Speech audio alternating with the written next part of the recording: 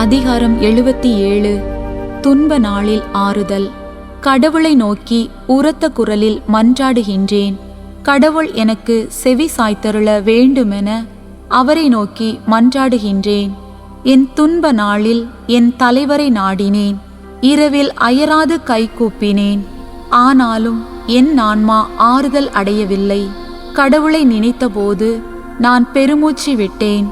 அவரை பற்றி சிந்தித்தபோது என் மனம் சோர்வுற்றது. என் கண் இமைகள் மூடாதபடி செய்துவிட்டீர். நான் கலக்கமுற்றிருக்கிறேன். என்னால் பேச இயலவில்லை. கடந்த நாட்களை நான் நினைத்து பார்க்கின்றேன். முற்கால ஆண்டுகளை பற்றி சிந்தித்து பார்க்கின்றேன். இரவில் என் பாடலை பற்றி நினைத்து பார்த்தேன். என் இதயத்தில் சிந்தித்தேன். என் மனம் ஆய்வு செய்தது. என் தலைவர் என்றென்றும் கைவிட்டு விடுவாரோ? இனி ஒருபோதும் ஆதரவளிக்க மாட்டாரோ? அவரது பேரன்பு முற்றிலும் மறைந்து விடுமோ? அவரது வாக்குறுதி தலைமுறை தலைமுறையாய் அற்று போய்விடுமோ? கடவுள் இரக்கம் காட்ட மறந்து விட்டாரோ? அல்லது சினம் கொண்டு தமது இரக்கத்தை நிறுத்திவிட்டாரோ?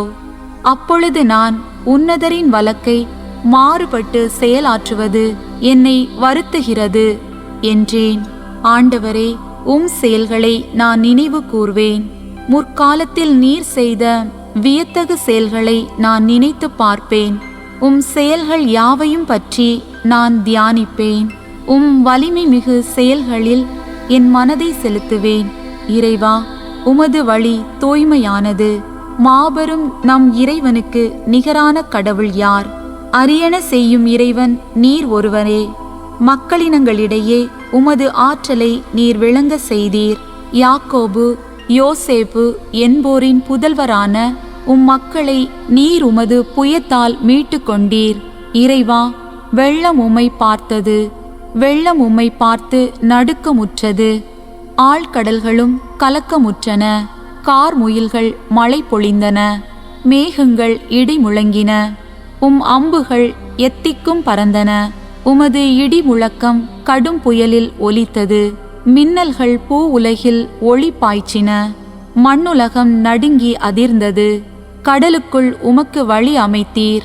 வெள்ளத்திரளிடையே உமக்கு பாதை ஏற்படுத்தினீர். ஆயினும் உம் அடிச்சுவடுகள் எவருக்கும் தென்படவில்லை. மோசே, ஆரோன் ஆகியோரின் கைகளை கொண்டு மந்தையென உம் மக்களை அழைத்து சென்றீர்.